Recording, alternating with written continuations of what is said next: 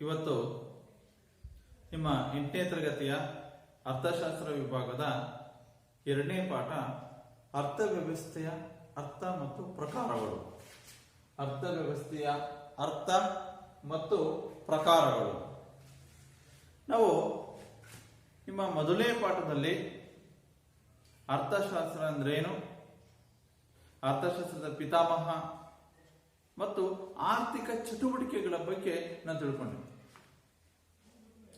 ಈ ಆರ್ಥಿಕ ಚಟುವಟಿಕೆಗಳು ಏನಾಗಾದ್ರೆ, ಈ ಆರ್ಥಿಕ ಚಟುವಟಿಕೆಗಳು ಅಂತಂದ್ರೆ ಮನುಷ್ಯ ತನ್ನ ಬಯಕೆಗಳನ್ನ ತೃಪ್ತಿಪಡಿಸಿಕೊಳ್ಳಲು ಮತ್ತು ಹಣ ಮತ್ತು ಸಂಪತ್ತನ್ನ ಕೈಗೊಳ್ಳುವಂತ ಚಟುವಟಿಕೆನ, ಹಣ ಮತ್ತು ಸಂಪತ್ತನ್ನ ಗಳಿಸಕ್ಕೆ ಕೈಗೊಳ್ಳುವ ಚಟುವಟಿಕೆಗಳನ್ನ ನಾವು ಆರ್ಥಿಕ ಚಟುವಟಿಕೆಗಳು ಅಂತ ಕರಿತೀವಿ.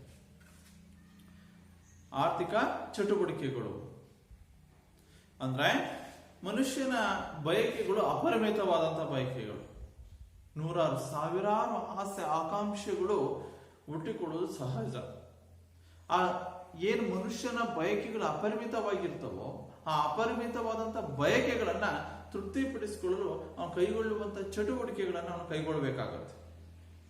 ಅನೇಕ ಚಟುವಟಿಕೆಗಳನ್ನ ಕೈಗೊಳ್ಳಬೇಕಾಗತ್ತೆ. ಅವನು ಕೈಗೊಳ್ಳುವಂತಹ ಚಟುವಟಿಕೆಗಳು ನ್ಯಾಯಸಮ್ಮತವಾಗಿರಬೇಕು. ಅವನ ಆದಾಯ ಗಳಿಸೋಕ್ಕೋಸ್ಕರ ಕೈಗೊಳ್ಳುವಂತಹ ಚಟುವಟಿಕೆಗಳು ನ್ಯಾಯಸಮ್ಮತವಾಗಿರಬೇಕು. ಮತ್ತೆ ಸಮಾಜದ ಯೋಗಕ್ಷೇಮಕ್ಕೆ, ಸಮಾಜಕ್ಕೆ ಒಂದು ಒಂದು ಅನುಕೂಲಕರವಾಗಿರಬೇಕು. ಯಾವುದೇ ಹಾನಿಯನ್ನ ಉಂಟು ಮಾಡಬಾರದು. ಈ ಆರ್ಥಿಕ ಚಟುವಟಿಕೆಗಳು 4 ರೀತಿಯಾದ ಆರ್ಥಿಕ ಚಟುವಟಿಕೆಗಳು ಬರ್ತವೆ. ಒಂದು ಉತ್ಪಾದನೆ, 2ನೇದು ಅನುಭೋಗ, 3ನೇದು ವಿನಿಮಯ ಮತ್ತು 4ನೇದು ಹಂಚಿಕೆ ಅಂತ 4 ಚಟುವಟಿಕೆಗಳು ಆರ್ಥಿಕ ಚಟುವಟಿಕೆಗಳು. ಈ ಸರಕು ಮತ್ತು ಸೇವೆಗಳನ್ನ ಉತ್ಪಾದನೆಗಾಗಿ ಕೈಗೊಳ್ಳುವ ಚಟುವಟಿಕೆಗಳು ಉತ್ಪಾದನಾ ಚಟುವಟಿಕೆಗಳು. ಆ ವಸ್ತುಗಳನ್ನ ಉತ್ಪಾದನೆ ಮಾಡ್ತೀವಿ, ಸರಕುಗಳನ್ನು ಉತ್ಪಾದನೆ ಮಾಡ್ತೀವಿ ಅಂದ್ರೆ ಯಾರಿಗಾಗಿ ಉತ್ಪಾದನೆ ಮಾಡ್ತೀವಿ? ಅನುಭೋಗಿಸ್ಕೊಳ್ಳೋಕೆ. ಅದನ್ನ ಅನುಭೋಗಿಸುವ ಸಲುವಾಗಿ ನಾವು ಚಟುವಟಿಕೆಗಳನ್ನ ಕೈಗೊಳ್ತೀವಿ. ನಮ್ಮ ಬಯಕೆಯನ್ನು ತೃಪ್ತಿಪಡಿಸಿಕೊಳ್ಳಲು, ಅದನ್ನು ಅನುಭೋಗಿಸಿಕೊಳ್ಳಲು ನಾವು ಉತ್ಪಾದನಾ ಚಟುವಟಿಕೆಗಳನ್ನ ಮಾಡ್ತೀವಿ. ನಂತರ ಉತ್ಪಾದನೆ ಮಾಡಿದ ನಂತರವಾಗಿ ಅನುಭೋಗಿಗೆ ತಲುಪಿಸೋಕ್ಕೋಸ್ಕರವಾಗಿ ಮಾರುಕಟ್ಟೆ ಇರ್ಬೋದು, ಸಾರಿಗೆ, ಇವೆಲ್ಲವುಗಳನ್ನ ನಾವು ಬಳಕೆ ಮಾಡ್ಕೊಂತೀವಿ. ಅದನ್ನ ವಿನಿಮಯ ಅಂತ ಕರಿತೀವಿ. ಮಾರುಕಟ್ಟೆ, ಸಾರಿಗೆಗಳನ್ನ ಬಳಕೆ ಮಾಡ್ತೀವಿ. ನಂತರ ಹಂಚಿಕೆ, ಅದನ್ನ ಕೊನೆಯ ಗ್ರಾಹಕನಿಗೆ ತಲುಪಿಸುವಂತಹ ಕಾರ್ಯಗಳನ್ನ ಇಲ್ಲಿ ಮಾಡಲಾಗುತ್ತೆ. ಅಂಗಡಿದಾರರಿಗಿರ್ಬೋದು, ಚಿಲ್ಲರೆ ವ್ಯಾಪಾರಿಗಳಿಗೆ, ಸಗಟು ವ್ಯಾಪಾರಿಗಳಿಗೆ ತಲುಪಿಸಬಹುದು. ಆ ನಂತರ ಕೊನೆಯವಾದಂತಹ ಕೊಂಡಿಯಾದಂತಹ ಗ್ರಾಹಕನಿಗೆ ತಲುಪಿಸುವ ಕಾರ್ಯವನ್ನ ಇಲ್ಲಿ ಮಾಡಲಾಗುತ್ತೆ ಹಂಚಿಕೆ. ನಾವು ಯಾಕೆ ಅರ್ಥ ಹೇಳ್ತಾ ಇದೀವಿ ಅಂತಂದ್ರೆ ಅದ್ರ ಹಿನ್ನೆಲೆಯನ್ನ ತಿಳ್ಕೊಳ್ಬೇಕು. ಯಾವುದು? ಅರ್ಥವ್ಯವಸ್ಥೆ.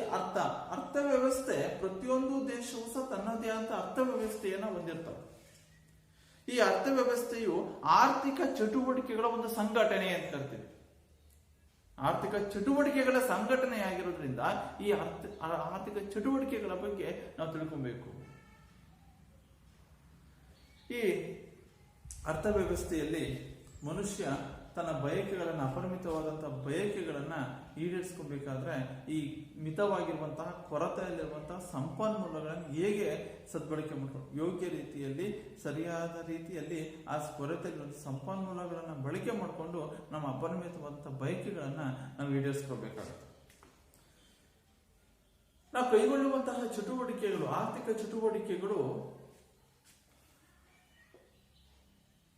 ಕೈಗೊಳ್ಳುವಂತಹ ಆರ್ಥಿಕ ಚಟುವಟಿಕೆಗಳಿಂದಾಗಿ ಕೆಲವೊಂದು ಆದಾಯ ಹೆಚ್ಚಾಗಿರುತ್ತೆ, ಕೆಲವೊಂದು ನಾವು ಮಾಡುವಂತಹ ಚಟುವಟಿಕೆ, ಆರ್ಥಿಕ ಚಟುವಟಿಕೆಗಳಿಂದ ಆದಾಯ ಕಡಿಮೆ ಇರುತ್ತೆ.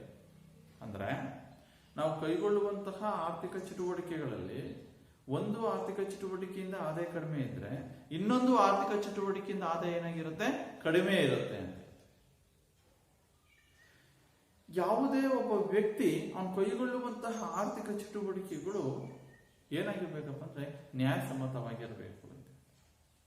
ಹಾಗಾದ್ರೆ ಅರ್ಥವ್ಯವಸ್ಥೆ ಅಂದ್ರೇನು? ಅರ್ಥವ್ಯವಸ್ಥೆ ಅಂತಂದ್ರೆ ಮಾನವನ ಬಯಕೆಗಳನ್ನ ಈಡೇರಿಸಿಕೊಳ್ಳಲು ಮಾನವನಿಂದ ನಿರ್ಮಿತವಾದಂತಹ, ಮಾನವನಿಂದ ರಚಿತವಾದಂತಹ ಒಂದು ಸಂಘಟನೆಯನ್ನೇ ನಾವು ಅರ್ಥವ್ಯವಸ್ಥೆ ಅಂತ ಕರಿತೀವಿ. ಅರ್ಥವ್ಯವಸ್ಥೆ ಅಂತಂದ್ರೆ ಮಾನವ ತನ್ನ ಮಾನವನ ಬಯಕೆಗಳನ್ನ ಈಡೇರಿಸಿಕೊಳ್ಳಲು ರಚಿತವಾದ, ಮಾನವ ನಿರ್ಮಿತ, ಯಾರಿಂದ ಮಾನವನಿಂದಲೇ ನಿರ್ಮಿತವಾದಂತಹ ಒಂದು ಸಂಘಟನೆಯನ್ನೇ ನಾವೇನ್ ಕರಿತೀವಿ, ಅರ್ಥವ್ಯವಸ್ಥೆ. ಈ ಅರ್ಥವ್ಯವಸ್ಥೆಗೆ ಸಂಬಂಧಪಟ್ಟಂತೆ ಎ.ಜೆ. ಬ್ರೌನ್ ಅವರವರು ಒಂದು ವ್ಯಾಖ್ಯಾನ ನೀಡ್ತಾರೆ. ಅರ್ಥಶಾಸ್ತ್ರಜ್ಞರಾದಂತಹ, ಆರ್ಥಿಕ ತಜ್ಞರಾದಂತಹ ಎ.ಜೆ. ಬ್ರೌನ್ ಅವರವರು ಒಂದು ವ್ಯಾಖ್ಯಾನ, ತಮ್ಮದೇ ಆದ ದೃಷ್ಟಿಕೋನದಲ್ಲಿ ಅರ್ಥವ್ಯವಸ್ಥೆ ಅಂದ್ರೇನು ಅಂತ ಹೇಳ್ತಾರೆ ಅಂದ್ರೆ, ಮನುಷ್ಯನ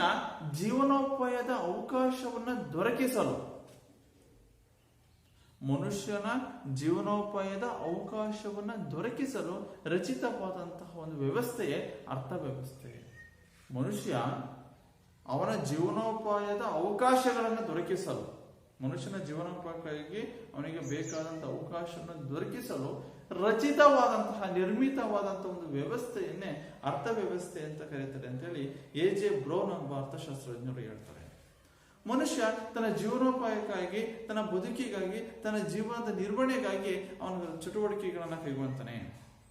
ಉತ್ಪಾದನಾ ಚಟುವಟಿಕೆ, ಅನುಭೋಗ ಚಟುವಟಿಕೆ, ವಿನಿಮಯ, ಹಂಚಿಕೆ, ಯಾವುದೇ ಚಟುವಟಿಕೆಯನ್ನ ಕೈಗೊಂಡ್ರು ಸಹ, ಅವನ ಜೀವನೋಪಾಯದ ನಿರ್ವಹಣೆಗಾಗಿ ಕೈಗೊಂಡ್ರು ಸಹ, ಅವನು ಕೈಗೊಳ್ಳುವಂತಹ ಚಟುವಟಿಕೆಗಳು ನ್ಯಾಯಸಮ್ಮತವಾಗಿರಬೇಕು ಮತ್ತು ಸಮಾಜದ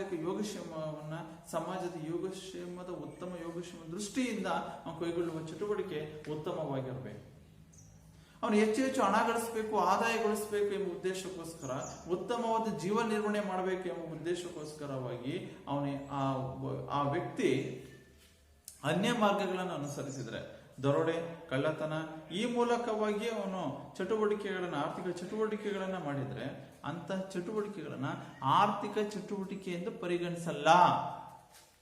ಅರ್ಥ ಆಗ್ತಿದೆ ಹೇಳ್ತಿರೋದು ಅಂದ್ರೆ, ಒಬ್ಬ ವ್ಯಕ್ತಿ ತಮ್ಮ ಜೀವನೋಪಾಯದ ನಿರ್ವಹಣೆಗಾಗಿ ಹೆಚ್ಚು ಆದಾಯ ಗಳಿಸಬೇಕು, ಉತ್ತಮ ಜೀವನ ಮಟ್ಟವನ್ನು ನಿರ್ವಹಣೆ ಮಾಡಬೇಕು ಅಂತೇಳಿ ಕಳ್ಳತನ ಇರ್ಬೋದು, ದರೋಡೆ, ಅನಂತರ ಅಕ್ರಮವಾಗಿ ಕಳ್ಳ ಸಾಗಾಣಿಕೆ, ಈ ಕಾನೂನು ಬಾಹಿರವಾದಂತಹ ಚಟುವಟಿಕೆಗಳನ್ನು ಮಾಡಿದ್ರೆ, ಅಂತ ಚಟುವಟಿಕೆಗಳನ್ನ, ಅದರಿಂದ ಅವನೇನು ಆದಾಯ ಗಳಿಸ್ತಾನೋ ಅವ್ನು ಮಾಡುವಂತಹ ಚಟುವಟಿಕೆಗಳನ್ನ ಆರ್ಥಿಕ ಚಟುವಟಿಕೆ ಅಂತ ಪರಿಗಣಿಸಲ್ಲ. ಯಾವುದನ್ನ ಆರ್ಥಿಕ ಚಟುವಟಿಕೆ ಅಂತ ಕರಿತೀವಿ ಅಂದ್ರೆ, ಆ ವ್ಯಕ್ತಿ ತನ್ನ ಉತ್ತಮ ಜೀವನ ನಿರ್ವಹಣೆಗಾಗಿ ನ್ಯಾಯಸಮ್ಮತವಾದಂತಹ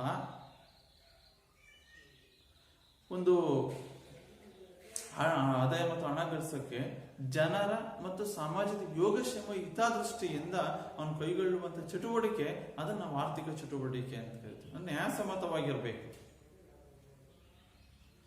ಹಾಗಾದ್ರೆ ಈ ಅರ್ಥವ್ಯವಸ್ಥೆಯನ್ನು ನಾವು ಸರಳವಾಗಿ ಹೇಳೋದಾದ್ರೆ ಒಂದು ಮಾತಾಗಿ ಹೇಳ್ಬೋದು. ಏನಂತ ಅಂದ್ರೆ, ಜನರ ಮತ್ತು ಸಮಾಜದ ಯೋಗಕ್ಷೇಮವನ್ನು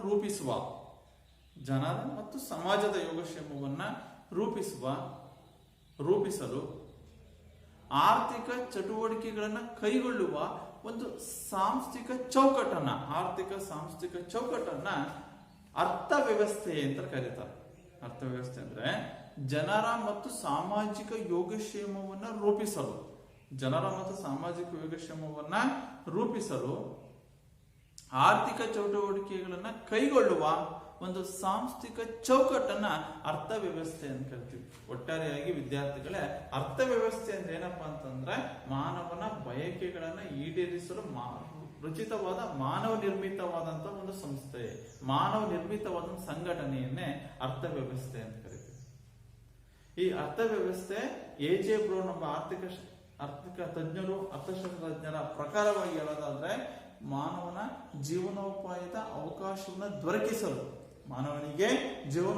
ಅವಕಾಶವನ್ನು ದೊರಕಿಸಲು ರಚಿತವಾದಂತಹ, ನಿರ್ಮಿತವಾದಂತಹ ಒಂದು ವ್ಯವಸ್ಥೆಯನ್ನೇ ಅರ್ಥವ್ಯವಸ್ಥೆ ಅಂತ ಕರೀತಾರೆ. ಹಾಗಾದ್ರೆ ಈ ಅರ್ಥವ್ಯವಸ್ಥೆಯ ಅರ್ಥ ಆಯ್ತು. ಅರ್ಥವ್ಯವಸ್ಥೆ ಅಂದ್ರೆ ಏನು ಅಂದ್ರೆ, ಅರ್ಥವ್ಯವಸ್ಥೆ ಅಂದ್ರೆ ಏನಪ್ಪಾ ಅಂದ್ರೆ, ಆರ್ಥಿಕ ಚಟುವಟಿಕೆಗಳನ್ನ ಕೈಗೊಳ್ಳೋದು. ಅಂದ್ರೆ ಕೈಗೊಳ್ಳುವ ಆರ್ಥಿಕ ಚಟುವಟಿಕೆಗಳು ನ್ಯಾಯಸಮ್ಮತವಾಗಿರ್ಬೇಕು. ಸಮಾಜದ ಯೋಗಕ್ಷೇಮವನ್ನ ಉತ್ತಮಪಡಿಸುವ ರೀತಿ ಇರಬೇಕು. ಜನರ ಯೋಗಕ್ಷೇಮವನ್ನ ಹೆಚ್ಚಿಸುವ ರೀತಿಯಲ್ಲಿ ನಾವು ಕೈಗೊಳ್ಳುವಂತಹ ಚಟುವಟಿಕೆಗಳು, ಆರ್ಥಿಕ ಚಟುವಟಿಕೆಗಳು ಇರಬೇಕು. ಅಂತ ಆರ್ಥಿಕ ಚಟುವಟಿಕೆಗಳನ್ನ, ಜನರ ಯೋಗಕ್ಷೇಮವನ್ನ, ಸಾಮಾಜಿಕ ಯೋಗಕ್ಷೇಮವನ್ನ ಹೆಚ್ಚಿಸುವಂತಹ ಆರ್ಥಿಕ ಚಟುವಟಿಕೆಗಳನ್ನ ರೂಪಿಸುವಂತಹ ವ್ಯವಸ್ಥೆಯನ್ನೇ ನಾವು ಅರ್ಥವ್ಯವಸ್ಥೆ ಅಂತ ಕರಿತೀವಿ. ಹಾಗಾದ್ರೆ ಅರ್ಥವ್ಯವಸ್ಥೆಯ ಲಕ್ಷಣಗಳು, ಅರ್ಥವ್ಯವಸ್ಥೆಯ ಲಕ್ಷಣಗಳು ಯಾವ್ಯಾವ? ಅರ್ಥವ್ಯವಸ್ಥೆಯ ಲಕ್ಷಣಗಳು, ಈ ಅರ್ಥವ್ಯವಸ್ಥೆ ವ್ಯಕ್ತಿಗಳು ಮತ್ತು ಸಂಸ್ಥೆಗಳು, ಆರ್ಥಿಕ ಸಂಸ್ಥೆಗಳು ಮತ್ತು ಸರ್ಕಾರಗಳನ್ನ ಪರಸ್ಪರವಾದಂತಹ ಒಂದು ಅವಲಂಬನೆ, ಅಂದ್ರೆ ಈ ಸರ್ಕಾರ, ವ್ಯಕ್ತಿ ಮತ್ತು ಆರ್ಥಿಕ ಸಂಸ್ಥೆಗಳನ್ನ ಈ ಅರ್ಥವ್ಯವಸ್ಥೆ ಒಳಗೊಂಡಿರುತ್ತೆ. ಅರ್ಥವ್ಯವಸ್ಥೆ ಯಾರನ್ನು ಒಳಗೊಂಡಿರುತ್ತೆ ಅಂದ್ರೆ ವ್ಯಕ್ತಿಗಳನ್ನ, ಆರ್ಥಿಕ ಸಂಸ್ಥೆಗಳನ್ನ ಮತ್ತು ಸರ್ಕಾರ, ಇವುಗಳ ಪರಸ್ಪರ ಒಂದು ಸಂಬಂಧವನ್ನ, ಇವೆಲ್ಲವುಗಳನ್ನು ಒಳಗೊಂಡಿರೋದು ಅರ್ಥವ್ಯವಸ್ಥೆ. ಸರ್ಕಾರ, ವ್ಯಕ್ತಿ ಮತ್ತು ಆರ್ಥಿಕ ಸಂಸ್ಥೆಗಳನ್ನು ಇದು ಒಳಗೊಂಡಿರುತ್ತೆ. ಒಂದು. ಎರಡನೇದಾಗಿ, ಈ ಅರ್ಥವ್ಯವಸ್ಥೆಯು ನಿರಂತರವಾಗಿ ಕ್ರಿಯಾಶೀಲತೆಯಿಂದ ಕೂಡಿದ್ದು ಅರ್ಥವ್ಯವಸ್ಥೆ ನಿರಂತರ ಬದಲಾಗ್ತಾ ಇರುತ್ತೆ. ಅರ್ಥವ್ಯವಸ್ಥೆ ಒಂದೇ ರೀತಿಯಾಗಿರಲ್ಲ, ನಿರಂತರವಾಗಿ ಬದಲಾವಣೆಗೊಳ್ತಾ ಇರುತ್ತೆ. ಕ್ರಿಯಾಶೀಲತೆಯಿಂದ ಕೂಡಿರೋದ್ರಿಂದ ಅರ್ಥವ್ಯವಸ್ಥೆ ಏನಾಗ್ತಾ ಇರುತ್ತೆ? ಬದಲಾಗ್ತಾ ಇರುತ್ತೆ. ಒಂದು ಅರ್ಥವ್ಯವಸ್ಥೆ ಒಂದು ಪ್ರದೇಶದಲ್ಲಿ ಒಂದು ಕೈಗೊಳ್ಳುವಂತಹ ಆರ್ಥಿಕ ಚಟುವಟಿಕೆ ಇನ್ನೊಂದು ಪ್ರದೇಶದಲ್ಲಿ ಕೈಗೊಳ್ಳುವ ಆರ್ಥಿಕ ಚಟುವಟಿಕೆಗಳು ಭಿನ್ನತೆಯಿಂದ ಕೂಡಿರುತ್ತೆ. ಒಂದು ಸಮಯದಲ್ಲಿ ನಾವು ಕೈಗೊಳ್ಳುವಂತಹ ಆರ್ಥಿಕ ಚಟುವಟಿಕೆ ಇನ್ನೊಂದು ಸಮಯದಲ್ಲಿ ಕೈಗೊಳ್ಳುವಂತಹ ಆರ್ಥಿಕ ಚಟುವಟಿಕೆಯು ಸಹ ವ್ಯತ್ಯಾಸದಿಂದ ಕೂಡಿರುತ್ತೆ. ಒಟ್ಟಾರೆಯಾಗಿ ಅರ್ಥವ್ಯವಸ್ಥೆ ನಿರಂತರವಾದಂತಹ ಒಂದು ಬದಲಾವಣೆಗೆ ಒಳಪಟ್ಟಿರುತ್ತೆ. ಉದಾಹರಣೆಗೆ 1950ರಲ್ಲಿ ಆರ್ಥಿಕ ಮತ್ತು ಸಾಮಾಜಿಕ ಯೋಗಕ್ಷೇಮ ದೃಷ್ಟಿಯಿಂದ, ರಾಷ್ಟ್ರದ ಅಭಿವೃದ್ಧಿ ಹಿತದೃಷ್ಟಿಯಿಂದ ಯೋಜನಾ ಆಯೋಗ ರಚನೆಯಾಗುತ್ತೆ. ನಂತರ ಅದನ್ನ 2015ರಲ್ಲಿ ಅದನ್ನ ನೀತಿ ಆಯೋಗ ಅಂತ ರಚಿಸ್ತಾರೆ. ಅದನ್ನ ನೀತಿ ಆಯೋಗ ಅಂತ ಕರೀತಾರೆ. ಯೋಜನಾ ಆಯೋಗವನ್ನ ಮತ್ತೆ 2015ರಲ್ಲಿ ನೀತಿ ಆಯೋಗ. 1917ರಲ್ಲಿ ಸಮಾಜವಾದಿ ಅರ್ಥವ್ಯವಸ್ಥೆ ಇದ್ದಿದ್ದು, ನಂತರ 1989ರಲ್ಲಿ ಬಂಡವಾಳಶಾಹಿ ಅರ್ಥವ್ಯವಸ್ಥೆಯಾಗಿ ರಚಿತವಾಗುತ್ತೆ. ಅದಿಂದಿನ ಒಂದು ದಿನಗಳಲ್ಲಿ ಬಂಡವಾಳಶಾಹಿ ಅರ್ಥವ್ಯವಸ್ಥೆ ಇಲ್ಲ. ಯಾಕೆ ಇವೆಲ್ಲ ಹೇಳ್ತಿದೀವಿ ಅಂದ್ರೆ ಅರ್ಥವ್ಯವಸ್ಥೆ ನಿರಂತರವಾದಂತ ಬದಲಾವಣೆಗೆ, ಕ್ರಿಯಾಶೀಲತೆಯಿಂದ ಕೂಡಿದ್ದು ನಿರಂತರ ಬದಲಾವಣೆಗೆ ಅದು ಒಳಪಟ್ಟಿರುತ್ತೆ.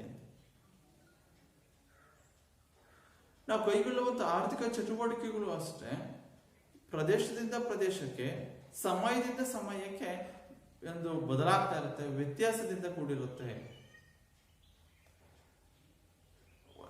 ಅರ್ಥವ್ಯವಸ್ಥೆಯ ಲಕ್ಷಣಗಳಲ್ಲಿ ಮೊದಲನೇ ಲಕ್ಷಣ, ಅರ್ಥವ್ಯವಸ್ಥೆಯು ವ್ಯಕ್ತಿ, ಸರ್ಕಾರ ಮತ್ತು ಆರ್ಥಿಕ ಸಂಸ್ಥೆಗಳೆಲ್ಲ ಒಳಗೊಂಡಿರುತ್ತೆ. ಎರಡನೇದು, ಅರ್ಥವ್ಯವಸ್ಥೆಯು ಕ್ರಿಯಾಶೀಲತೆಯಿಂದ ಕೂಡಿದ್ದು ನಿರಂತರ ಬದಲಾವಣೆಗೆ ಒಳಗಾಗ್ತಾರೆ. ನೆಕ್ಸ್ಟ್ ಮೂರನೇದು, ಅರ್ಥವ್ಯವಸ್ಥೆಯ ಮೂರನೇ ಪ್ರಮುಖ ಲಕ್ಷಣ ಅಂತಂದ್ರೆ, ಅರ್ಥವ್ಯವಸ್ಥೆಯಲ್ಲಿ ವ್ಯಕ್ತಿಗಳೇ ಉತ್ಪಾದಕರು ಮತ್ತು ಅನುಭೋಗಿಗಳಾಗಿರುತ್ತಾರೆ. ವ್ಯಕ್ತಿಗಳೇ ಉತ್ಪಾದಕರು, ವಸ್ತುಗಳನ್ನ, ಸರಕು ಮತ್ತು ಸೇವೆಗಳನ್ನು ಉತ್ಪಾದನೆ ಮಾಡುವವರು ವ್ಯಕ್ತಿಗಳೇ. ಆ ಉತ್ಪಾದನೆಯಾದ ಸರಕುಗಳನ್ನ ಅನುಭೋಗಿಸಲು, ಅದನ್ನ ಬಳಸಿಕೊಳ್ಳಲು ಸಹ ವ್ಯಕ್ತಿಗಳೇ ಆಗಿರ್ತಾರೆ. ಅದರಿಂದ ವ್ಯಕ್ತಿಗಳು ಉತ್ಪಾದಕರು ಮತ್ತು ಅನುಭೋಗಿಗಳೇ ಆಗಿರುತ್ತಾರೆ ಅರ್ಥವ್ಯವಸ್ಥೆಯಲ್ಲಿ. ನಂತರ ಈ ವ್ಯಕ್ತಿಗಳ ಚಟುವಟಿಕೆಗಳನ್ನ, ವ್ಯಕ್ತಿಗಳು ಮಾಡುವಂತಹ ಆರ್ಥಿಕ ಚಟುವಟಿಕೆಗಳನ್ನ ಮತ್ತು ರಾಷ್ಟ್ರದ ಆರ್ಥಿಕ ಚಟುವಟಿಕೆಗಳನ್ನ ಕೆಲವು ಆರ್ಥಿಕ ಸಂಸ್ಥೆಗಳು ನಿಯಂತ್ರಿಸುತ್ತವೆ. ವ್ಯಕ್ತಿಗಳು ಮಾಡುವಂತಹ ಚಟುವಟಿಕೆಗಳನ್ನ, ರಾಷ್ಟ್ರದ ಚಟುವಟಿಕೆಗಳನ್ನ ಕೆಲವು ಆರ್ಥಿಕ ಸಂಸ್ಥೆಗಳು ಯಾವ್ಯಾವು? ಭಾರತೀಯ ಷೇರು ವಿನಿಮಯ ಮಂಡಳಿ, SEBI ಅಂತ ಕರೀತೀವಿ. Next reserve bank of India, RBI, SAARC, WTO, ADB. ಈ ಆರ್ಥಿಕ ಸಂಸ್ಥೆಗಳು ರಾಷ್ಟ್ರದ ಆರ್ಥಿಕ ಚಟುವಟಿಕೆಗಳನ್ನ ಮತ್ತು ವ್ಯಕ್ತಿಯ ಚಟುವಟಿಕೆಗಳನ್ನ ನಿಯಂತ್ರಿಸುತ್ತವೆ. ಹೀಗೆ ಅರ್ಥವ್ಯವಸ್ಥೆಯು ಸಹ ಕೆಲವು ಪ್ರಮುಖ ಗುಣಲಕ್ಷಣಗಳನ್ನ ಹೊಂದಿದೆ. ಮೊದಲನೇ ಗುಣಲಕ್ಷಣ ಸರ್ಕಾರ, ವ್ಯಕ್ತಿ ಮತ್ತು ಆರ್ಥಿಕ ಸಂಸ್ಥೆಗಳನ್ನ ಒಳಗೊಂಡಿರುತ್ತೆ. ಎರಡನೇದು ಅರ್ಥವ್ಯವಸ್ಥೆಯು ನಿರಂತರ ಕ್ರಿಯಾಶೀಲತೆಯಿಂದ ಕೂಡಿದ್ದು ನಿರಂತರ ಬದಲಾವಣೆ ಆಗ್ತಾ ಇರುತ್ತೆ. ಮೂರನೇದಾಗಿ ಅರ್ಥವ್ಯವಸ್ಥೆಯಲ್ಲಿ ವ್ಯಕ್ತಿಗಳೇ ಉತ್ಪಾದಕರು ಮತ್ತು ಅನುಭವಿಗಳಾಗಿರ್ತಾರೆ. ನಾಲ್ಕನೇದಾಗಿ ಅರ್ಥವ್ಯವಸ್ಥೆಯಲ್ಲಿ ವ್ಯಕ್ತಿಗಳ ಚಟುವಟಿಕೆಯನ್ನು, ಆರ್ಥಿಕ ಚಟುವಟಿಕೆಗಳನ್ನ ಮತ್ತು ರಾಜ್ಯದ ಚಟುವಟಿಕೆಗಳನ್ನ, ಆರ್ಥಿಕ ಚಟುವಟಿಕೆಗಳನ್ನ ಆರ್ಥಿಕ ಸಂಸ್ಥೆಗಳು ನಿಯಂತ್ರಿಸುತ್ತವೆ. ಇವು ಅರ್ಥವ್ಯವಸ್ಥೆಯ ಪ್ರಮುಖವಾದಂತಹ ಲಕ್ಷಣಗಳು. ನೆಕ್ಸ್ಟ್, ಈ ಅರ್ಥವ್ಯವಸ್ಥೆಯಲ್ಲಿ ನಾವು ಅರ್ಥವ್ಯವಸ್ಥೆಯ ಲಕ್ಷಣಗಳನ್ನ ಹೇಳ್ತಾ ಇದ್ದೀವಿ. ಅರ್ಥವ್ಯವಸ್ಥೆಯ ಲಕ್ಷಣಗಳು. ಮೊದಲನೇ ಲಕ್ಷಣ, ಅರ್ಥವ್ಯವಸ್ಥೆಯು ಸರ್ಕಾರ, ವ್ಯಕ್ತಿ ಮತ್ತು ಆರ್ಥಿಕ ಸಂಸ್ಥೆಗಳನ್ನ ಒಂದು ಪರಸ್ಪರ ಸಂಬಂಧವನ್ನದು ಒಳಗೊಂಡಿರುತ್ತೆ. ಎರಡನೇದು, ಅರ್ಥವ್ಯವಸ್ಥೆಯು ಕ್ರಿಯಾಶೀಲತೆಯಿಂದ ಕೂಡಿದ್ದು ನಿರಂತರವಾದ ಬದಲಾವಣೆಗಳು ಒಳಪಡ್ತಾ ಇರುತ್ತೆ. 1950ರಲ್ಲಿ ಭಾರತ ಅಭಿವೃದ್ಧಿಯ ದೃಷ್ಟಿಯಿಂದ ಯೋಜನಾ ಆಯೋಗ ಸ್ಥಾಪನೆ ಆಗಿರುತ್ತೆ. ನಂತರ 2015ರಲ್ಲಿ ಅದನ್ನ ನೀತಿ ಆಯೋಗ ಅಂತ ಕರೀತಾರೆ. ನಂತರ 1917ರಲ್ಲಿ ಸಮಾಜವಾದಿ ವ್ಯವಸ್ಥೆ, 1989ರಲ್ಲಿ ಅದನ್ನ ಬಂಡವಾಳಶಾಹಿ ಅರ್ಥವ್ಯವಸ್ಥೆ ಅಂತೇಳಿ ಮಾರ್ಪಾಡಾಗುತ್ತೆ. ಅದು ಇತ್ತೀಚಿನ ದಿನಗಳಲ್ಲಿ ಬಂಡವಾಳಶಾಹಿ ಅರ್ಥವ್ಯವಸ್ಥೆ ಇಲ್ಲ. ನಂತರ ಈ ಅರ್ಥವ್ಯವಸ್ಥೆಯ ಮೂರನೇ ಲಕ್ಷಣ ಅಂತಂದ್ರೆ, ಅರ್ಥವ್ಯವಸ್ಥೆಯು ವ್ಯಕ್ತಿಗಳೇ ಉತ್ಪಾದಕರು ಮತ್ತು ಅನುಭವಿಗಳಾಗಿರ್ತಾರೆ. ವ್ಯಕ್ತಿಗಳ ಉತ್ಪಾದಕರು ಅವರೇ, ಅನುಭವಿಗಳು ಅವರೇ ಆಗಿರ್ತಾರೆ. ನೆಕ್ಸ್ಟ್, ನಾಲ್ಕನೇ ಲಕ್ಷಣ ಅಂತಂದ್ರೆ ಉತ್ಪಾದನೆ, ಅನುಭೋಗ ಮತ್ತು ಹೂಡಿಕೆ. ಉತ್ಪಾದನೆ, ಅನುಭೋಗ, ಹೂಡಿಕೆ ಅರ್ಥವ್ಯವಸ್ಥೆಯ ಪ್ರಮುಖವಾದಂತಹ ಅಂಶಗಳಾಗಿರ್ತವೆ. ನೆಕ್ಸ್ಟ್, ಅರ್ಥವ್ಯವಸ್ಥೆ ಮತ್ತೊಂದು ಪ್ರಮುಖ ಲಕ್ಷಣ, ಅರ್ಥವ್ಯವಸ್ಥೆಯಲ್ಲಿ ವ್ಯಕ್ತಿಗಳ ಆರ್ಥಿಕ ಚಟುವಟಿಕೆಗಳನ್ನ ಮತ್ತು ರಾಷ್ಟ್ರದ ಆರ್ಥಿಕ ಚಟುವಟಿಕೆಗಳನ್ನ ಆರ್ಥಿಕ ಸಂಸ್ಥೆಗಳು ನಿಯಂತ್ರಿಸ್ತಾ ಇರ್ತವೆ.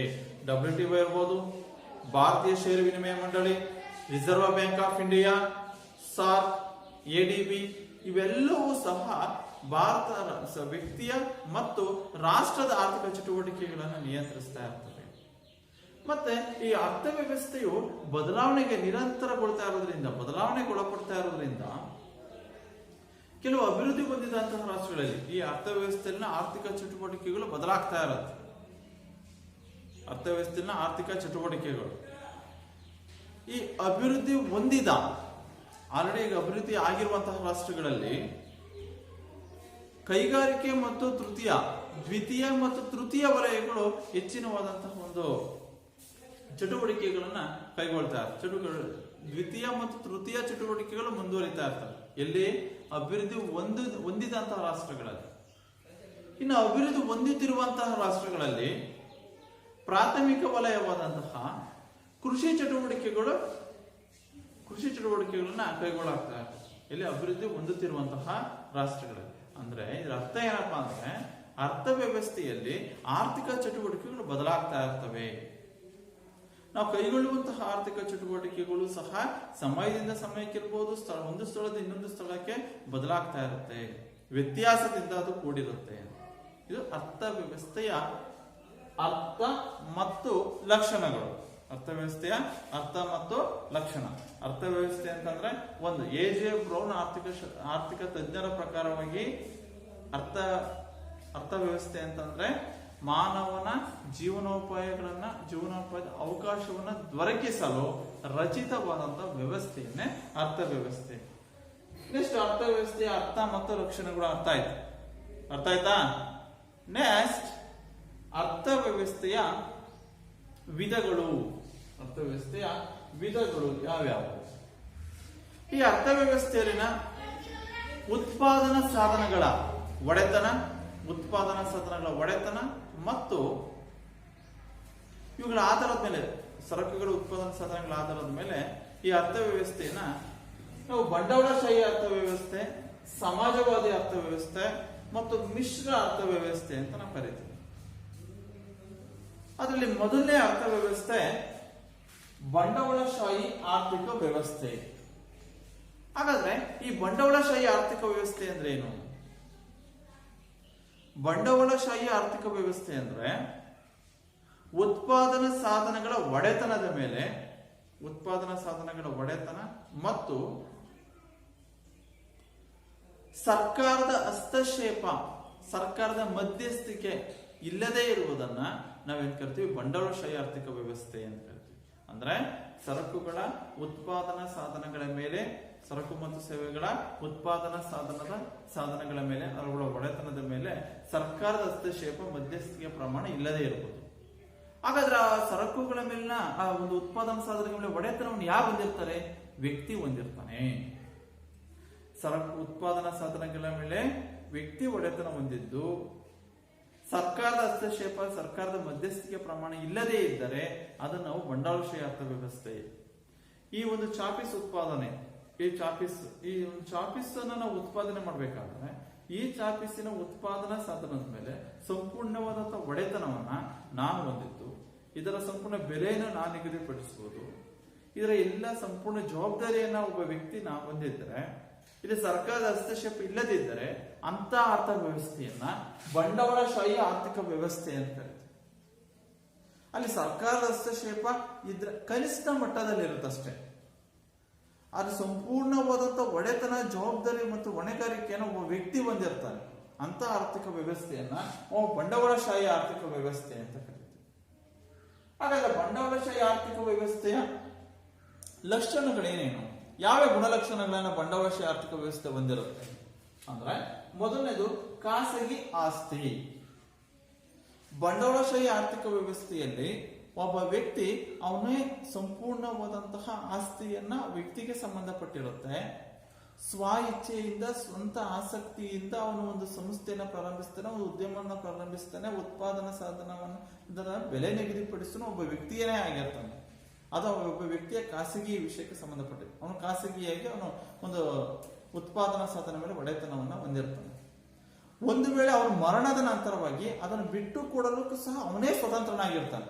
ಅವನು ಸತ್ರೆ, ಒಬ್ಬ ವ್ಯಕ್ತಿ ಅವನು ಸತ್ರೆ ಆ ಒಂದು ಉದ್ಯಮವನ್ನ, ಆ ಉತ್ಪಾದನಾ ಸಾಧನದ ಒಡೆತನವನ್ನ ಬಿಟ್ಕೊಡೋಕ್ಕೂ ಸಹ ಅವನೇ ಸ್ವತಂತ್ರ ಇರುತ್ತೆ, ಸ್ವತಂತ್ರವನ್ನು ಅವನು ಪಡ್ಕೊಂಡಿರ್ತಾನೆ. ಇದು ಖಾಸಗಿ ಆಸ್ತಿ. ಈ ಖಾಸಗಿ ಆಸ್ತಿಯನ್ನ ಮುಟ್ಗೋಳಾಕಣಕ್ಕೆ ಯಾವುದೇ ಸರ್ಕಾರ ನನಗೆ ಸೇರ್ಬೇಕು ಅಂತ ಹೇಳಿ ಸರ್ಕಾರ ಹಸ್ತಕ್ಷೇಪ ಮಾಡಂಗಿಲ್ಲ, ಸರ್ಕಾರದ ಮುಟ್ಗೋಳು ಹಾಕೋಂಗಿಲ್ಲ. ಅದು ಖಾಸಗಿ, ಅವನಿಗೆ ಸಂಬಂಧಪಟ್ಟಿದ್ದು, ಸ್ವಂತ. ಅವನು ಬೇರೆ ಬಿಟ್ಕೊಡಲು ಸ್ವತಂತ್ರನ ಹೊಂದಿರ್ತಾನೆ ಅವನು ಮರಣದ ನಂತರವಾಗಿ. ಅವನು ನೆಕ್ಸ್ಟ್ ಉದ್ಯಮದ ಸ್ವಾತಂತ್ರ್ಯ. ಬಂಡವಾಳಶಾಹಿ ಆರ್ಥಿಕ ವ್ಯವಸ್ಥೆಯಲ್ಲಿ ಆ ಉದ್ಯಮಿ ಏನಿರ್ತಾನೋ ಅವನೇ ಸ್ವತಂತ್ರ,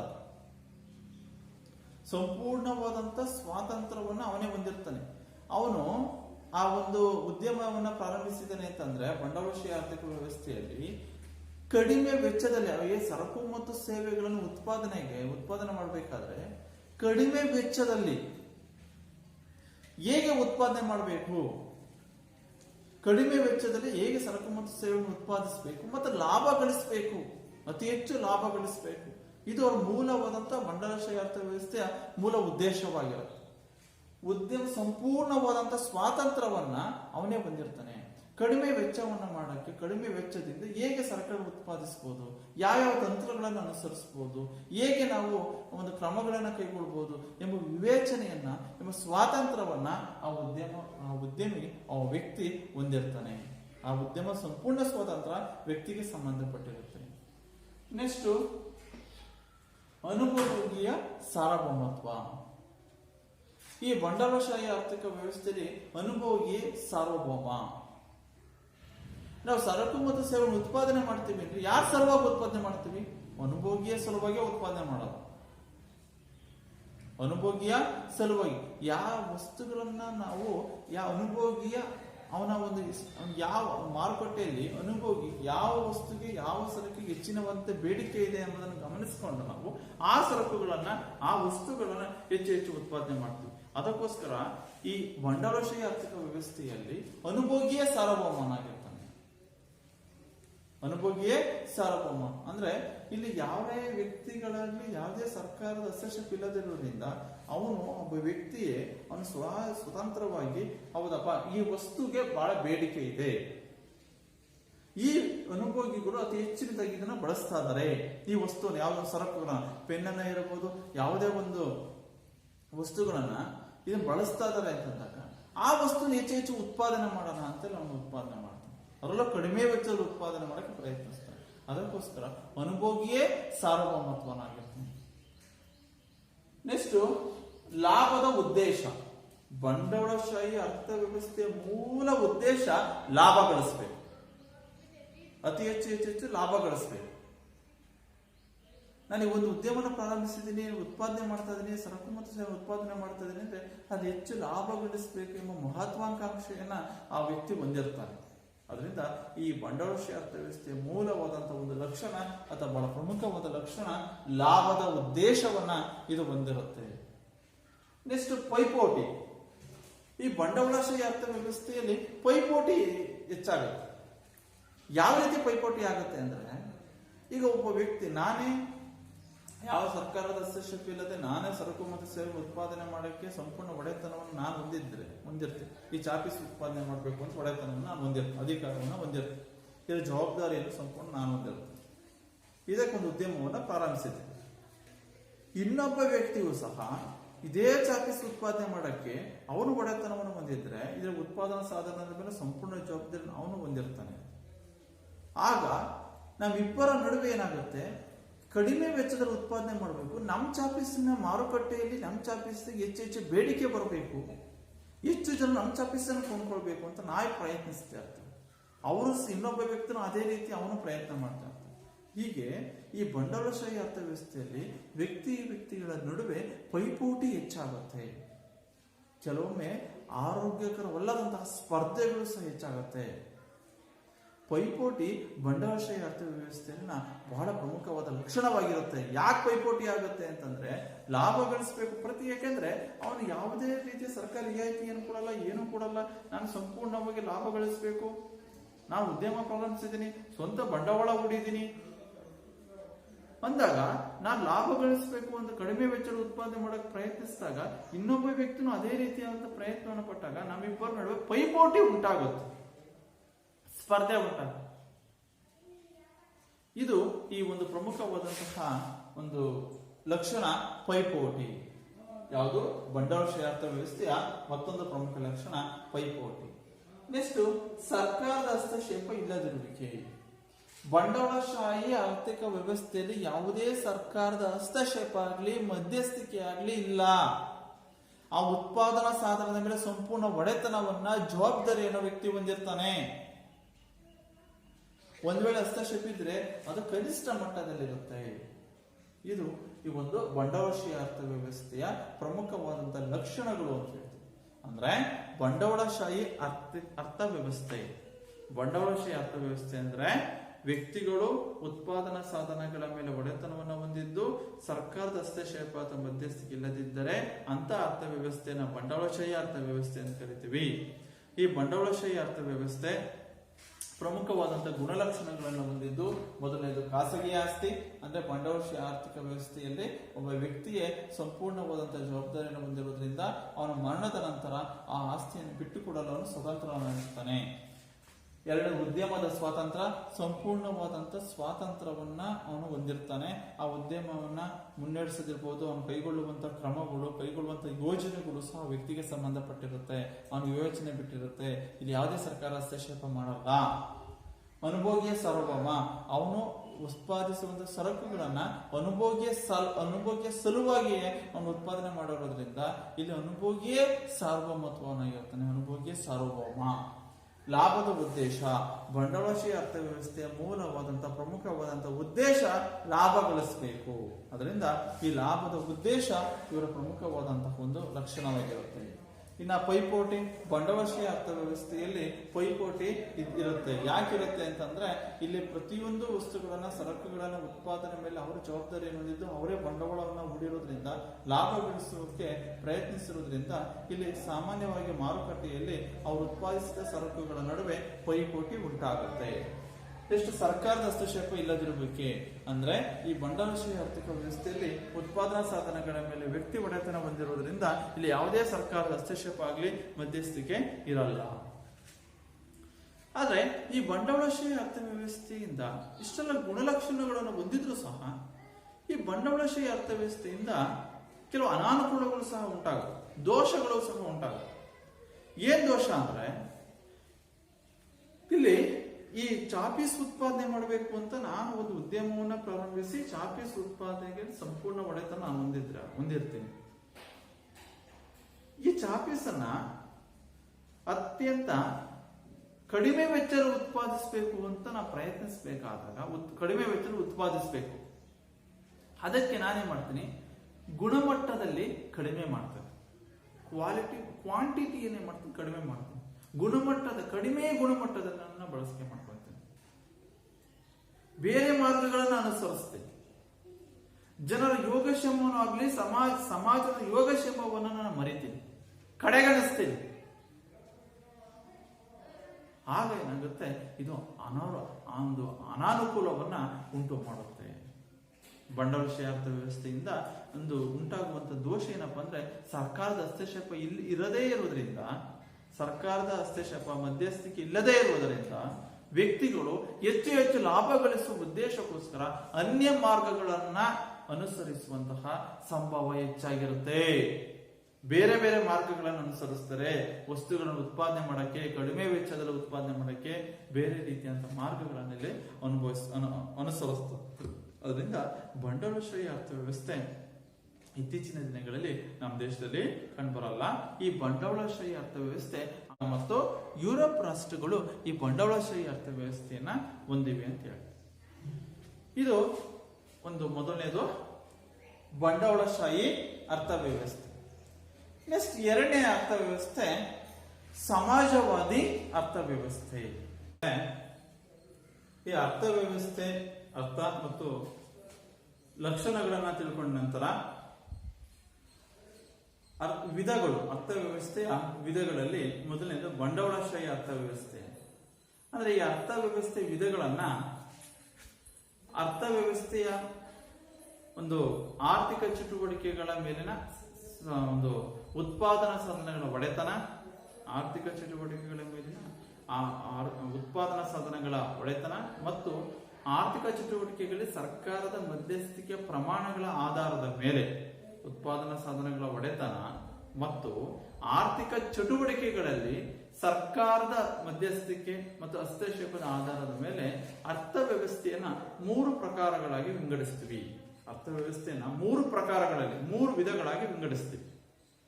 ಯಾವುದರ ಆಧಾರದ ಮೇಲೆ ಅಂದ್ರೆ ಒಂದು ಉತ್ಪಾದನಾ ಸಾಧನಗಳ ಒಡೆತನ ಮತ್ತು ಆರ್ಥಿಕ ಚಟುವಟಿಕೆಗಳಲ್ಲಿ ಸರ್ಕಾರದ ಹಸ್ತಕ್ಷೇಪದ ಆಧಾರದ ಮೇಲೆ ಅರ್ಥವ್ಯವಸ್ಥೆಯನ್ನ 3 ವಿಧಗಳಾಗಿ ವಿಂಗಡಿಸ್ತೀವಿ. ಒಂದು ಬಂಡವಾಳಶಾಹಿ ಅರ್ಥವ್ಯವಸ್ಥೆ, ಎರಡನೇದು ಸಮಾಜವಾದಿ ಅರ್ಥವ್ಯವಸ್ಥೆ, ಮೂರನೇದು ಮಿಶ್ರ ಅರ್ಥವ್ಯವಸ್ಥೆ. ಈ ಬಂಡವಾಳಶಾಹಿ ಅರ್ಥವ್ಯವಸ್ಥೆ ಅಂದ್ರೆ ಏನು, ಬಂಡವಾಳಶಾಹಿ ಅರ್ಥವ್ಯವಸ್ಥೆಯ ಲಕ್ಷಣಗಳನ್ನ ತಿಳ್ಕೊಂಡು ಈಗ ಮತ್ತೊಂದು ಪ್ರಮುಖವಾದ ಅರ್ಥವ್ಯವಸ್ಥೆ ವಿಧ ಅಂದ್ರೆ ಸಮಾಜವಾದಿ ಅರ್ಥವ್ಯವಸ್ಥೆ. ಹಾಗೆ ಸಮಾಜವಾದಿ ಅರ್ಥವ್ಯವಸ್ಥೆ ಅಂದ್ರೆ ಏನು? ಸಮಾಜವಾದಿ ಅರ್ಥವ್ಯವಸ್ಥೆ ಅಂದ್ರೆ ಸಮಾಜದ ಜನರ ಹಿತಾಸಕ್ತಿಗಳನ್ನ ವೃದ್ಧಿಸಲು, ಸಮಾಜದ ಜನರ ಮತ್ತು ಒಂದು ಸಮಗ್ರ ಹಿತಾಸಕ್ತಿಯನ್ನ ವೃದ್ಧಿಸಲು ಸರ್ಕಾರ ಉತ್ಪಾದನಾ ಸಾಧನಗಳ ಮೇಲಿನ ಒಡೆತನ ಮತ್ತು ನಿಯಂತ್ರಣವನ್ನು ಹೊಂದಿದ್ರೆ, ಉತ್ಪಾದನಾ ಸಾಧನಗಳ ಮೇಲಿನ ಒಡೆತನವನ್ನ ಮತ್ತು ನಿಯಂತ್ರಣವನ್ನ ಸರ್ಕಾರ ಹೊಂದಿದ್ರೆ ಅಂತ ವ್ಯವಸ್ಥೆಯನ್ನ ಸಮಾಜವಾದಿ ಅರ್ಥವ್ಯವಸ್ಥೆ. ನೋಡಿ, ಹೆಸರು ಹೇಳುತ್ತೆ ಸಮಾಜವಾದಿ. ಅಂದ್ರೆ ಸಮಾಜದ ಜನರ ಯೋಗಕ್ಷೇಮವನ್ನ, ಜನರ ಹಿತಾಸಕ್ತಿಯನ್ನ, ಸಮಗ್ರ ಹಿತಾಸಕ್ತಿ, ಕೆಲವೊಬ್ಬರ ಹಿತಾಸಕ್ತಿ ಅಲ್ಲ, ಇಡೀ ಸಮಾಜದ ಸಮಗ್ರ ಹಿತಾಸಕ್ತಿಯನ್ನ ವೃದ್ಧಿಸಲು ಉತ್ಪಾದನಾ ಸಾಧನಗಳ ಮೇಲೆ ಒಡೆತನವನ್ನ ಸರ್ಕಾರ ಹೊಂದಿದ್ದು, ಅದರ ನಿಯಂತ್ರಣವನ್ನು ಸರ್ಕಾರ ಹೊಂದಿದ್ದರೆ ಅಂತಹ ಅರ್ಥವ್ಯವಸ್ಥೆಯನ್ನ ಸಮಾಜವಾದಿ ಅರ್ಥವ್ಯವಸ್ಥೆ. ಯಾಕೆಂದ್ರೆ ಈ ಬಂಡವಾಳಶಾಹಿ ಅರ್ಥವ್ಯವಸ್ಥೆಯಲ್ಲಿ ಉತ್ಪಾದನಾ ಸಾಧನಗಳ ಒಡೆತನವನ್ನ ಆ ವ್ಯಕ್ತಿ ಹೊಂದಿರೋದ್ರಿಂದ ಆ ವ್ಯಕ್ತಿ ತನ್ನ ಸ್ವಂತ ಹಿತಾಸಕ್ತಿಯನ್ನ ಅವನು ಗಮನಿಸ್ತಾನೆ. ನಮ್ಮ ಜನರ ಹಿತಾಸಕ್ತಿಯನ್ನಾಗ್ಲಿ, ಸಮಾಜದ ಯೋಗಕ್ಷೇಮವನ್ನಾಗ್ಲಿ, ಸಮಾಜ ಹಿತಾಸಕ್ತಿಯನ್ನ ಅವನು ಕಡೆಗಣಿಸ್ತಾನೆ. ಅವನ ಮೂಲ ಉದ್ದೇಶ ಲಾಭ ಗಳಿಸಬೇಕು ಅನ್ನೋದಾಗಿರುತ್ತೆ. ಅದರಿಂದ ಬಂಡವಾಳಶಾಹಿ ಅರ್ಥವ್ಯವಸ್ಥೆ ಅನೇಕ ದೋಷಪೂರಿತವಾದದ್ದು, ಅನಾನುಕೂಲಗಳಿಂದ ಕೂಡಿದೆ ಅಂತ ನಾವು ಹೇಳ್ತೀವಿ. ಆ ಅನಾನುಕೂಲತೆಯಿಂದ ಕೂಡಿದೆ ಎಂದಾಗ ನಾವು ಸಮಾಜವಾದಿ ಅರ್ಥವ್ಯವಸ್ಥೆಯನ್ನು ನಾವು ಗಮನಿಸ್ಕೊಳ್ಳೋದಾದ್ರೆ, ಸಮಾಜವಾದಿ ಅರ್ಥವ್ಯವಸ್ಥೆಯನ್ನು ನಾವು ಅಳವಡಿಸ್ಕೊಳ್ಳೋದಾದ್ರೆ, ಈ ಸಮಾಜವಾದಿ ಅರ್ಥವ್ಯವಸ್ಥೆ ಜನರ ಯೋಗಕ್ಷೇಮ, ಸಮಾಜದ ಪ್ರತಿಯೊಬ್ಬರ ಹಿತಾಸಕ್ತಿಯನ್ನು ವೃದ್ಧಿಸಲು ಎಲ್ಲ ಉತ್ಪಾದನಾ ಸಾಧನಗಳ ಮೇಲಿನ ಪ್ರತಿಯೊಂದು ಏನ್ ಸರಕು ಮತ್ತು ಸೇವೆಗಳು ಉತ್ಪಾದನೆ ಆಗ್ತಿತ್ತೋ ಆ ಎಲ್ಲ ಉತ್ಪಾದನಾ ಸಾಧನಗಳ ಮೇಲಿನ ಒಡೆತನವನ್ನ, ಜವಾಬ್ದಾರಿಯನ್ನ, ಅಧಿಕಾರವನ್ನ ಸರ್ಕಾರವೇ ಹೊಂದಿರುತ್ತೆ. ಜನರ ಪರವಾಗಿ ಸರ್ಕಾರ ಹೊಂದಿರುತ್ತೆ ಮತ್ತು ಅವು ನಿಯಂತ್ರಿಸುವ ಅಧಿಕಾರವನ್ನೇ ಸರ್ಕಾರ ಹೊಂದಿರುತ್ತೆ. ಇದು ಸಮಾಜವಾದಿ ಅರ್ಥವ್ಯವಸ್ಥೆ. ಹಾಗಾದ್ರೆ ಈ ಸಮಾಜವಾದಿ ಅರ್ಥವ್ಯವಸ್ಥೆಯ ಪ್ರಮುಖ ಗುಣಲಕ್ಷಣಗಳೇನು? ಸಮಾಜವಾದಿ ಅರ್ಥವ್ಯವಸ್ಥೆಯ ಲಕ್ಷಣಗಳು: ಮೊದಲನೇದು ಉತ್ಪಾದನಾ ಸಾಧನಗಳ ಮತ್ತು ಸಂಪತ್ತಿನ ಸಾಮೂಹಿಕ ಒಡೆತನ. ಉತ್ಪಾದನಾ ಸಾಧನಗಳ ಏನು ಉತ್ಪಾದನಾ ಸಾಧನಗಳು ಯಾವ್ಯಾವ ಒಂದು ಉತ್ಪಾದನೆ, ಚಾಪೀಸ್ ಉತ್ಪಾದನೆ ಇರ್ಬೋದು, ಟೆಕ್ಸ್ಟ್ಬುಕ್ ಉತ್ಪಾದನೆ ಇರ್ಬೋದು, ನಾವೇನು ವಸ್ತುಗಳನ್ನ ಸರಕುಗಳನ್ನ ಉತ್ಪಾದನೆ ಮಾಡ್ತೀವೋ ಆ ಉತ್ಪಾದನಾ ಸಾಧನಗಳ ಮೇಲೆ, ಆರ್ಥಿಕ ಚಟುವಟಿಕೆಗಳ ಮೇಲೆ, ಆ ಸಂಪತ್ತಿನ ಮೇಲೆ ಸಾಮೂಹಿಕವಾದಂತಹ ಒಡೆತನವನ್ನ ಹೊಂದಿರುತ್ತೆ ಸರ್ಕಾರ. ಜನರ ಪರವಾಗಿ ಸರ್ಕಾರ ಆ ಉತ್ಪಾದನಾ ಸಾಧನಗಳ ಮೇಲೆ ಸಂಪೂರ್ಣವಾದಂತಹ ಒಡೆತನವನ್ನ, ಜವಾಬ್ದಾರಿಯನ್ನ ಜನರ ಪರವಾಗಿ ಸರ್ಕಾರ ಹೊಂದಿರುತ್ತೆ. ಇಲ್ಲಿ ಯಾವುದೇ ರೀತಿಯಾದಂತಹ ಸಮಾಜದ ಹಿತಾಸಕ್ತಿಯನ್ನ ಇಲ್ಲಿ ಗಮನಿಸಿಕೊಂಡು, ಸಮಾಜ ಹಿತಾಸಕ್ತಿಯನ್ನು ಗಮನದಲ್ಲಿಟ್ಕೊಂಡು ಸರ್ಕಾರವೇ ಸಂಪೂರ್ಣವಾದ ಉತ್ಪಾದನಾ ಸಾಧನಗಳ ಮೇಲಿನ ಜವಾಬ್ದಾರಿಯನ್ನು ಹೊಂದಿರುತ್ತೆ. ಎರಡನೇದು ಸಾಮಾಜಿಕ ಕಲ್ಯಾಣದ ಉದ್ದೇಶ. ಈ ಸಮಾಜವಾದಿ ಅರ್ಥವ್ಯವಸ್ಥೆ ಮೂಲ ಉದ್ದೇಶ ಏನಪ್ಪಾ ಅಂದ್ರೆ ಸಮಾಜದ ಹಿತಾಸಕ್ತಿ. ಸಮಾಜದ ಪ್ರತಿಯೊಬ್ಬರ ಜನರ ಯೋಗಕ್ಷೇಮ, ಜನರ ಕಲ್ಯಾಣವನ್ನು ಸಾಧಿಸಬೇಕು, ಜನರ ಜೀವನ ಮಟ್ಟವನ್ನು ಅಭಿವೃದ್ಧಿ ಪಡಿಸಬೇಕು. ಪ್ರತಿಯೊಬ್ಬ ವ್ಯಕ್ತಿಯೂ ಸಹ ಉತ್ತಮ ಜೀವನ ಮಟ್ಟವನ್ನು ಹೊಂದಬೇಕು. ಉತ್ತಮವಾದ ಆದಾಯವನ್ನ ಗಳಿಸಿ ಉತ್ತಮ ಜೀವನ ಮಟ್ಟವನ್ನು ಹೊಂದಬೇಕು. ಅವರಲ್ಲೂ ಸಹ ಹೆಚ್ಚಿನ ಆದಂತಹ ಆದಾಯ ಹೆಚ್ಚಾಗ್ತಾ ಇರಬೇಕು. ರಾಷ್ಟ್ರ ಅಭಿವೃದ್ಧಿ ಆಗ್ತಾ ಇರಬೇಕು. ಜನರ ಕಲ್ಯಾಣ ಕಾರ್ಯಕ್ರಮಗಳನ್ನು ರೂಪಿಸಿ ಉತ್ತಮವಾದಂತಹ ಒಂದು ಸಮಾಜ ಹಿತಾಸಕ್ತಿ ಮತ್ತು ಜನರ ಯೋಗಕ್ಷೇಮ ದೃಷ್ಟಿಯನ್ನ ಈ ಸರ್ಕಾರ ಹೊಂದಿರುತ್ತೆ. ಅದರಿಂದ ಸಾಮಾಜಿಕ ಕಲ್ಯಾಣದ ಉದ್ದೇಶವನ್ನ ಸಮಾಜವಾದಿ ಅರ್ಥವ್ಯವಸ್ಥೆ ಹೊಂದಿರುತ್ತೆ. ಮೂರನೆಯದು ಕೇಂದ್ರೀಕೃತವಾದಂತಹ ಯೋಜನೆ. ಸಮಾಜವಾದಿ ಅರ್ಥವ್ಯವಸ್ಥೆಯಲ್ಲಿ ಸರ್ಕಾರ ಉತ್ಪಾದನಾ ಸಾಧನಗಳ ಮೇಲೆ ಒಡೆತನವನ್ನು ಹೊಂದಿರೋದ್ರಿಂದ ಇಲ್ಲಿ ಅನೇಕ ಒಂದು ಕಾರ್ಯಕ್ರಮಗಳನ್ನ, ಯೋಜನೆಗಳನ್ನು ರೂಪಿಸಲು ಜನರ ಯೋಗಕ್ಷೇಮ, ಜನರ ಹಿತಾಸಕ್ತಿಗಾಗಿ ಉತ್ತಮವಾದಂತಹ ಯೋಜನೆಗಳನ್ನ, ಕಾರ್ಯಕ್ರಮಗಳನ್ನ ರೂಪಿಸುವ ಸಲುವಾಗಿ ಕೇಂದ್ರೀಯ ಯೋಜನಾ ಪ್ರಾಧಿಕಾರವನ್ನು ಸ್ಥಾಪಿಸಿದೆ.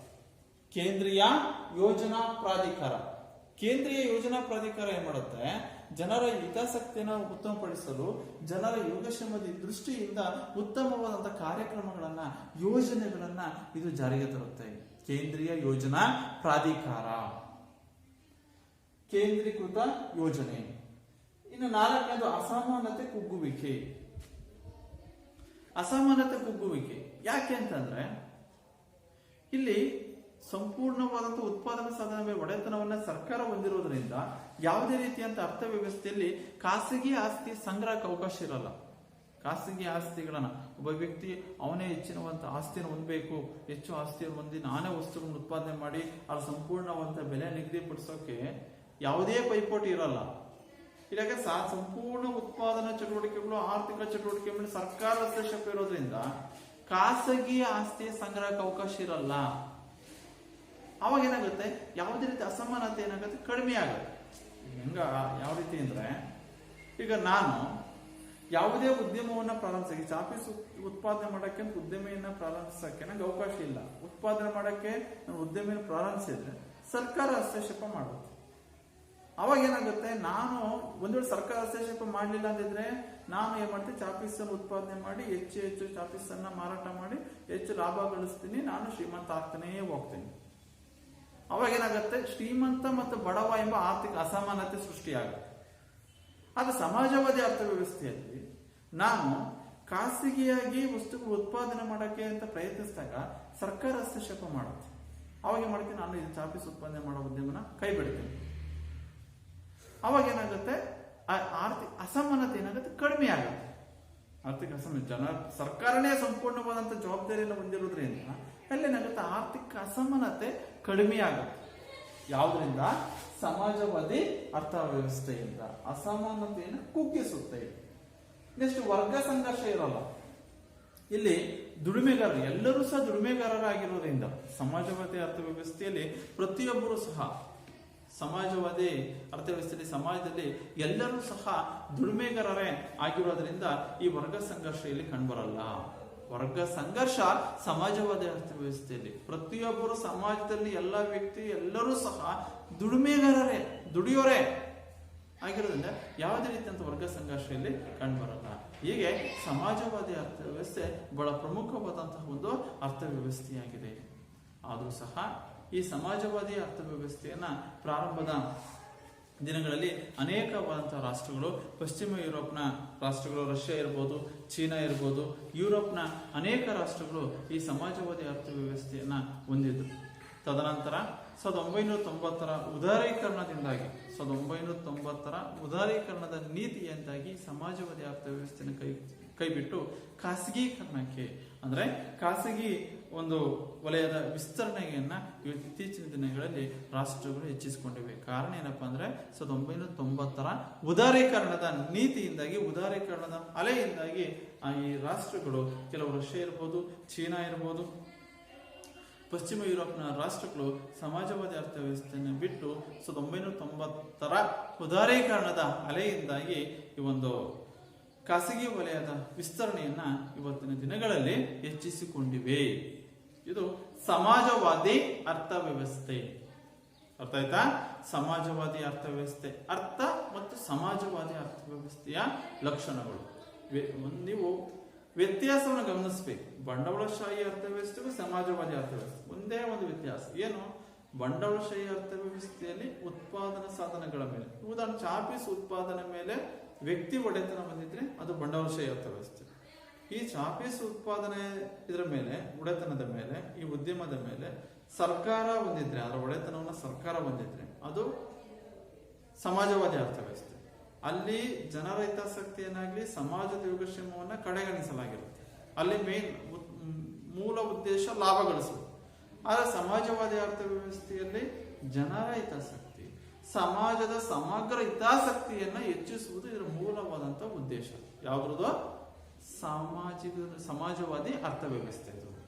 ಅದರಿಂದ ಸಮಾಜವಾದಿ ಅರ್ಥವ್ಯವಸ್ಥೆ ಮತ್ತು ಬಂಡವಾಳಶಾಹಿ ಅರ್ಥವ್ಯವಸ್ಥೆಯು ಬಹಳ ವ್ಯತ್ಯಾಸದಿಂದ ಕೂಡಿವೆ.